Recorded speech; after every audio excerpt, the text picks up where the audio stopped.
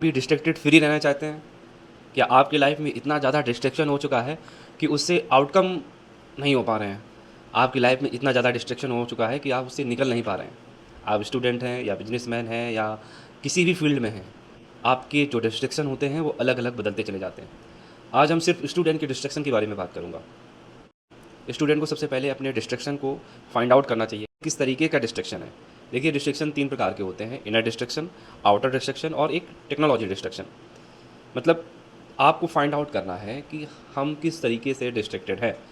अगर आप स्टूडेंट हैं, अगर कंपटीशन की तैयारी करते हैं या किसी भी फील्ड की आप तैयारी कर रहे हैं, पढ़ाई कर रहे हैं, तो आपको अपने इनर डिस्ट्रैक्शन, आउटर डिस्ट्रैक्शन और टेक्नोलॉजी डिस्ट्रैक्शन को पता करना है।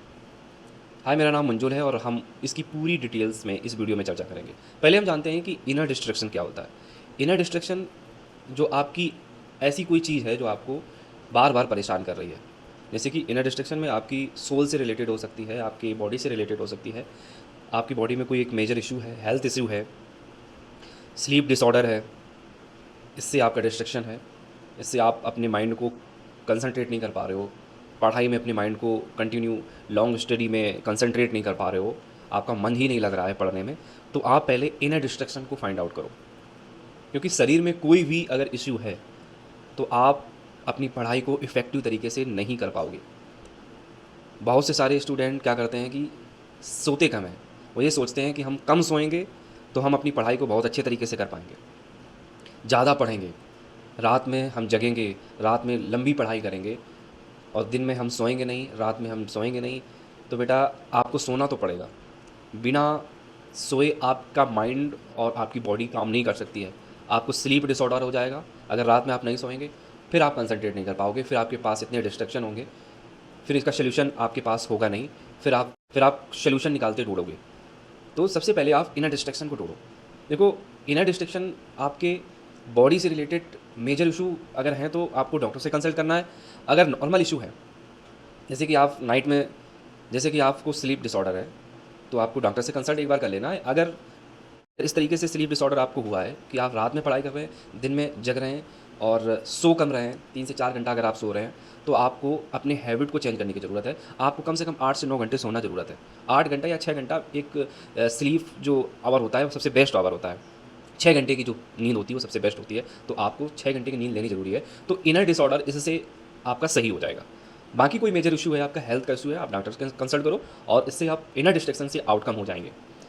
अब बात आती है आउटर डिस्ट्रैक्शन। डिस्ट्रैक्शन में आता है कि आपकी जो सराउंडिंग है वो नीट एंड क्लीन है और कोई वॉइस नहीं है, नॉइज़ फ्री है। आप जहाँ पढ़ रहे हैं वहाँ का एटमॉस्फेयर इतना शांत है।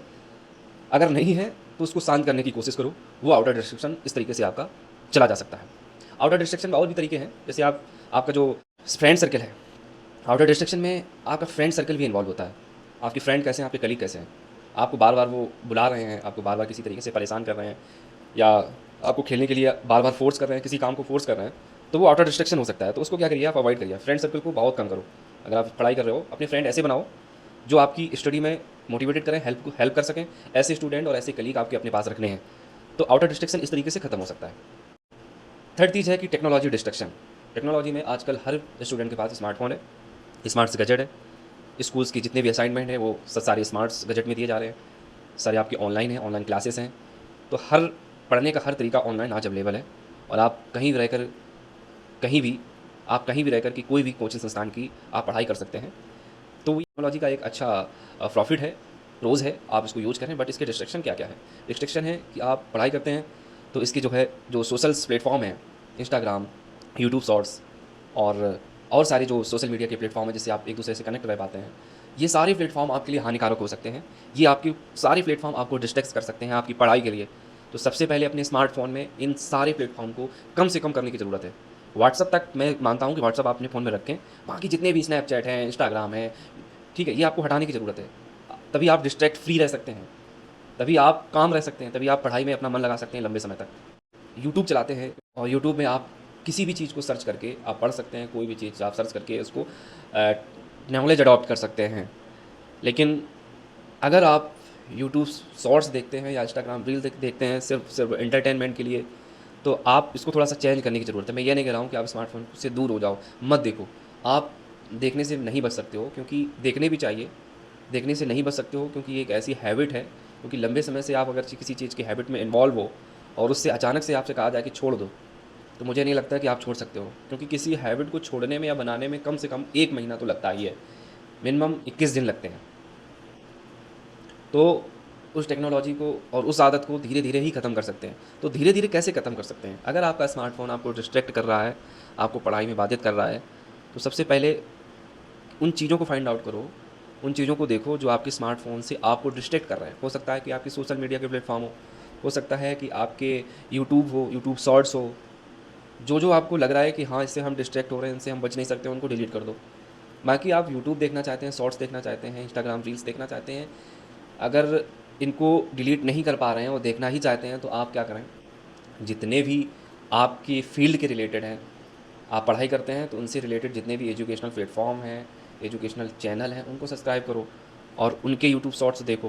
तो उससे क्या होगा, जब भी आप डिस्ट्रैक्ट हों, तो उन चीज़ों को देखें तो आपको कम से कम एजुकेशन तो मिलेगी, कुछ ना कुछ उनको देखने से आपको नॉलेज तो मिलेगी। वहाँ की प्रोमोडोरो एक टेक्निक है, उसको यूज़ करो। प्रोमोडोरो टेक्निक करती है कि 25 मिनट हम पढ़ाई करेंगे, 5 मिनट का गैप लेंगे। तो 25 मिनट पढ़ाई करो, भूल जाओ कि हमारे पास फ़ोन है। अपने माइंड को ये बताओ कि मेरे पास कुछ भी नहीं है, ठीक है? उसको थोड़ा-सा डिस्ट्रैक्ट करो, उसको थोड़ा-सा डाइवर्ट करो। जब आप डाइवर्ट करेंगे या 25 मिनट पढ़ाई करेंगे, फिर 5 मिनट का गैप मिलेगा।